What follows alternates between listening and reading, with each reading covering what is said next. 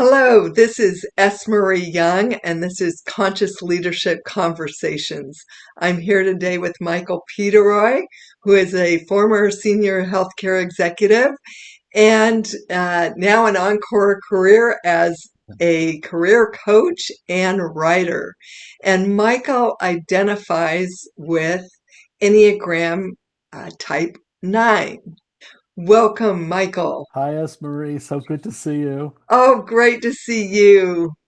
And Michael, we were talking recently, and you brought up such a great topic of conversation, resistance. And so I wanted to have you come back and talk with me again.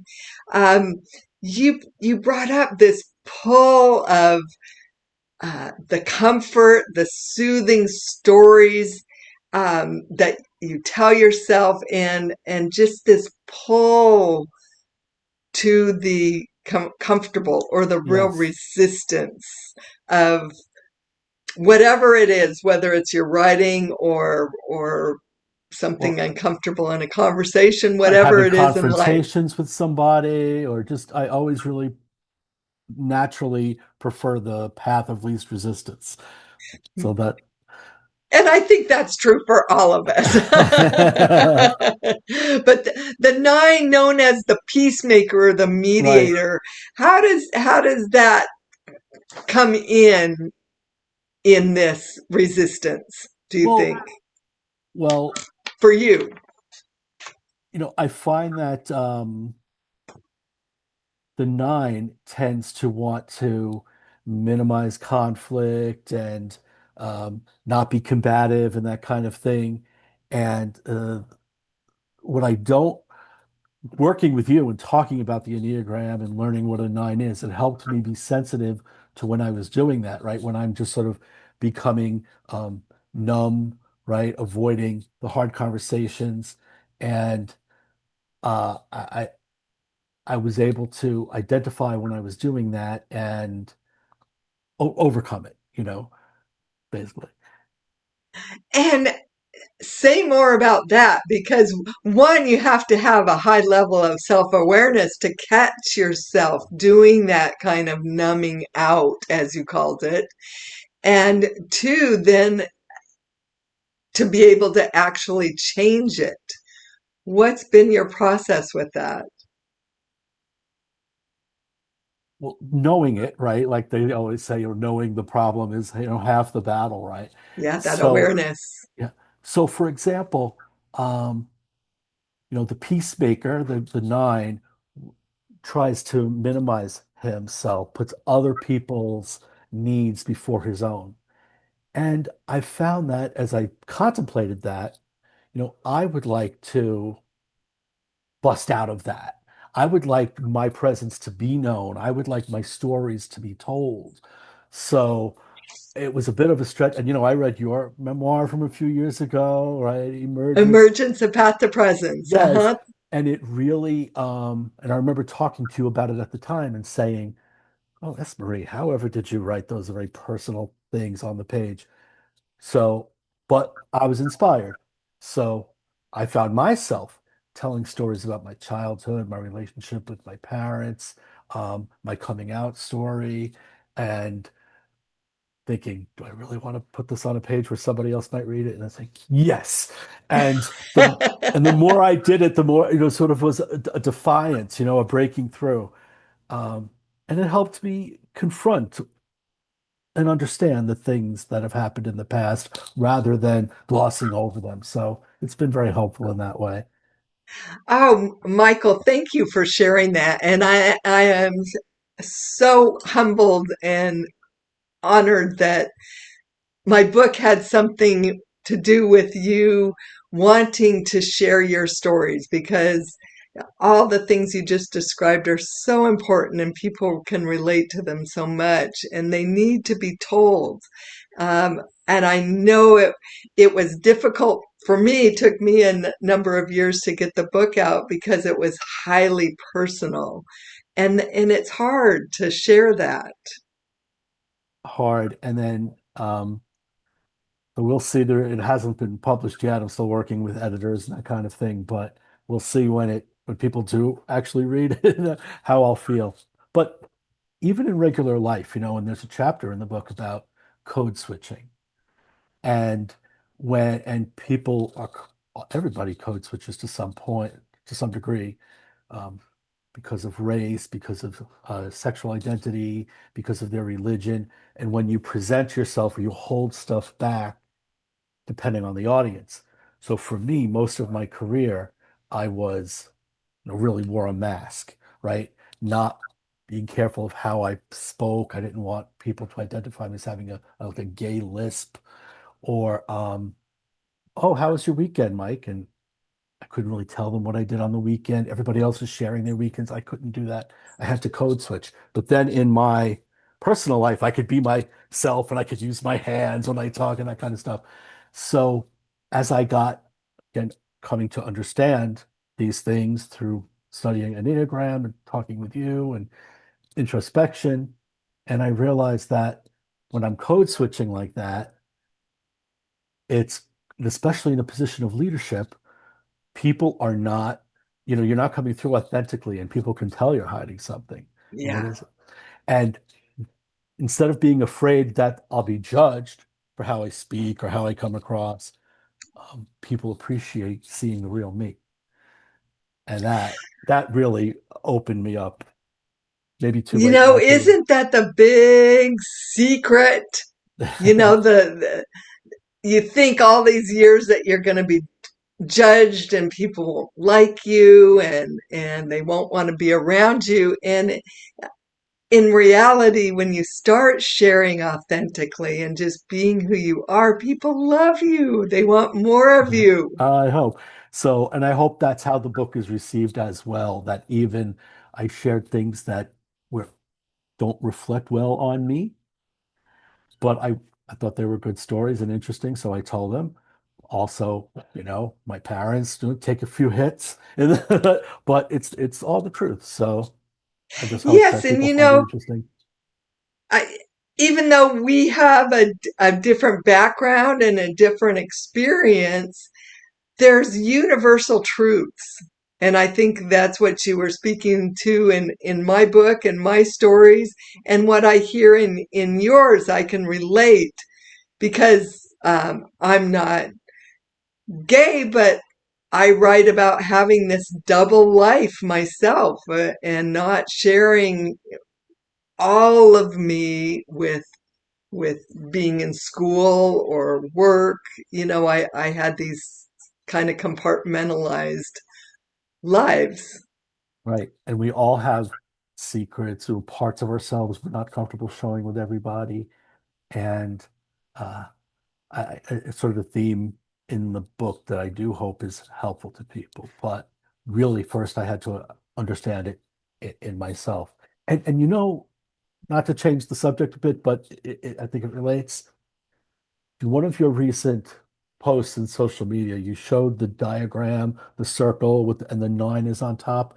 And I Mhm. never really appreciated or really understood how the nine really has connections to all the other numbers. And because I feel like a four sometimes. Um, I don't want to forget those stories, right? The individualist. I want my story to come out. I feel like a reformer sometimes, type one, because I'm very process oriented. It bothers me, even as a kid. We were playing some board game or something, and if people didn't follow the rules, I would get so um, that was a revelation to me too, that it's not out of the question for me to display characteristics of all of these numbers. Yes, and I was just talking to a nine friend of mine right before we started, and she was saying exactly what you were, is that until she read the last article on integration and point nine and about the type nine, that she really never related to nine because she thought she was so many other types. She could relate to so many other types. And I reminded her, well, that's a sure clue. you probably are working with nine. That's right. That's right. And and yeah, I think even when we first worked on Enneagram, it was a few years ago now. Um, Quite a few years ago. yeah, I don't think I'll speak for myself, could absorb it all at once. You know, I took little chunks and lived with them and processed them and then learned a little more and processed that. And this, I'm sure that thing with the circle and the nine at the top, I'm sure you presented that to me in the very beginning. Yeah, But that's the Enneagram yeah, symbol. but I really didn't appreciate it until more recently. So Yes, and that's one reason that I have been doing this series on Substack of the process Enneagram, the kind of the bones or the laws beneath the Enneagram. You know, on its surface, it's a personality typing and this pop psychology, and really that's what you see most of the time on the internet. But the Enneagram is really a very deep system based in kind of ancient laws of the universe, and it's very fascinating that, and the symbol itself models that in the circle is the unity, and then the law of three, which is the affirming, the denying, and the reconciling that the nine is that center triangle in the middle of which you work with. And then the other types around the circle go with the law of seven, you know, this beautiful way of growth and development and managing life. yeah, the basic truths of life, and it's just a way of processing that and learning that. And I think when we first did the Enneagram, and I we typed me as a nine, uh, it took me a while to understand the nine, observe my behaviors as a nine, and really embrace all that. And last time we had a conversation like this, I think that's what our conversation focused on. Yes. But then in the years since, it's more about, okay, I appreciate that I'm a nine. I've got that understood.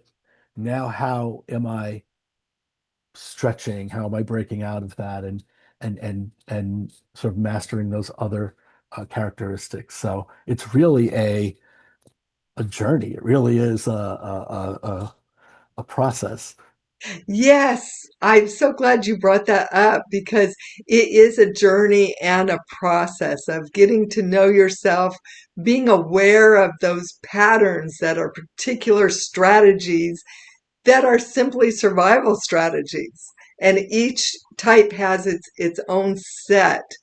And, you know, people resist typology, and I don't blame them because it is kind of putting you in the box. Whereas the Enneagram, if you look at it not as a typology, but a system of growth and development, of self awareness, you begin to see the patterns that put you in a box. And Right. then once you start seeing them and these ways of disappearing from yourself, like the nine does, then then you can do something about it. Then you can actually choose differently and choose to tell your stories, choose to come out in a bigger way. And nines have this, and you model it so beautifully, this deprecating humbleness to them. But also there's a powerhouse in there. I hope so. I hope so. And it's and I don't feel like we're in a box or being labeled a nine. It's more like you're a nine whether or not you study the Enneagram. I mean, that's your natural inclination, your natural state. So do you want to understand it better or not, right? So True, true. yeah. And rather, I want to shift the languaging around this because it's important. I like to say working with because we aren't our type. Um, so you're working with nine, I'm working with mine. So we aren't our type. There's freedom there once we get self-awareness. Yes. So So once you have had this freedom and you're coming out, so to speak, all in all many different ways, how have the strengths of nine, being that peacemaker, being able to hold all sides, the groundedness that you hold, um, how does that play out in your work and your writing and friendships these days? so for example, we talk about putting other people's needs first. I mean, that's not always a bad thing, right? So sometimes it's good and compassionate to think of other people um and Of course. in writing my book, I was very, my parents are both passed away now, but I didn't want, I wanted to be fair in my um depiction of them. And also, there are people who are still around who loved them. They're brothers and sisters and, nieces and nephews and that kind of thing. So I wasn't just unloading um, and exploding myself all over the page. I was trying to be fair and unbiased, as unbiased as I could be, being the writer of it. So that kind of thing, and not trying to be too combative on the page. Well, and I think that comes with maturity too, don't you, Michael? Is that you're not in your story anymore. You're a bit removed from it. You know, you've had many years that you've been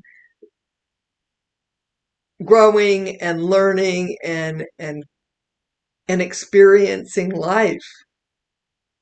Right. And yeah, a lot of times it almost felt like it was a a different character, other than myself who I was writing about. Yeah, because it just feels like it was so long ago. Yeah. Yeah, yeah, I have that had that exact same experience is that at first when I first started writing and mine took, 10 years totally to get it out. But I was as the years went by less and less caught in the stories or identifying in the stories. So once it came out, it was almost like reading about somebody else.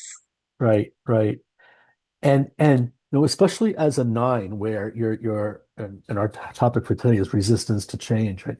And although that's how I feel like I experience the world and every day, looking at the scope, right, the arc of my story, they so much has changed. I'm every period of my life, I'm a total different person. So I Absolutely. have changed along the way. It's not like I resisted change and didn't adapt to change. Change is important. It's necessary. It's required.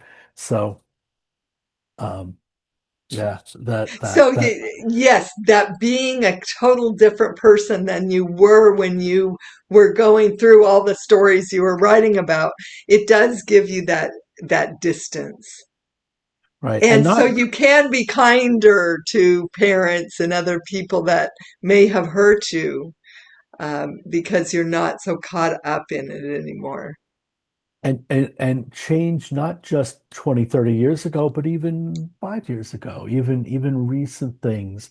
It's like, oh wow, I view the world differently now. I may have responded or reactedly different if that happened to me now. And so, of course, you learn from your life experiences. So I guess it only stands to reason. But yeah, Absolutely. Well, not everybody does. Some people want to keep going and repeating and repeating and repeating. Yeah. And that's the beautiful thing about making up your mind that you want to do three things differently and experience life differently. And I love the Enneagram in my own life because it's really helped me to become a different person, to let go, to relax all those strategies of type. Yeah. Well, Michael, thank you so much. This conversation has been way more than about resistance, and I appreciate that. And being on Substack now, a community of writers, just sharing your experience as a writer, as a new writer. I can't wait to uh, see your book, and so everybody follow Michael. Well, thank you. I hope we can talk again later on. Well, we definitely will when Yeah, when the book comes out, and okay. in the meantime, hopefully you'll start posting notes on Substack and I posts will. on your experience. I'm encouraging you to do that. You're on my list. I sure will. Thank you so much. Thank you. Okay, bye-bye. Bye bye, Michael.